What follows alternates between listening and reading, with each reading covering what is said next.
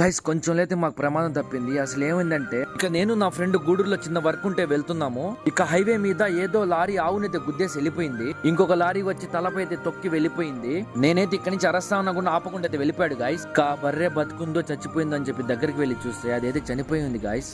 ఇక హైవే మీద చాలా ట్రాఫిక్ అయితే ఆగిపోయింది. అరే అని చెప్పేసి ఈ బర్రెని పక్కన లాగడానికి ట్రై చేసాం గాయస్. చాలా అంటే చాలా వెయిట్ అయితే ఉంది, మన వల్ల అయితే కాలేదు. ఈ వీడియో తీయడానికి ముఖ్య కారణం ఏంటంటే గైస్, ఈ మధ్య ఆవులు బర్రెలు రోడ్డు మీదకి అయితే వచ్చేస్తున్నాయి. చాలా యాక్సిడెంట్స్ జరుగుతున్నాయి, చాలా మంది చనిపోతున్నారు గైస్. ముఖ్యంగా వీటిని పెంచే ఓనర్స్ ఎవరైతే ఉన్నారో వాటి కొమ్ములకి రేడియం పెయింట్స్ అలాగే స్టిక్కర్స్ కానీ వేస్తే ఇలాంటి యాక్సిడెంట్స్ ప్రమాదాలు అయితే జరగవు ఎప్పటికీ. నాకైతే చాలా బాధేసింది గాయస్. అవంటే నోర్లేని జీవులు, ఎవరికి చెప్పుకోలేవు. ఇక మన హైవే ఎమర్జెన్సీ సర్వీస్ వాళ్ళు అయితే వచ్చేసారు. కాల్ చేసిన 10 నిమిషాలకైతే ఎమర్జెన్సీ టీం వాళ్ళు అయితే వచ్చేసారు.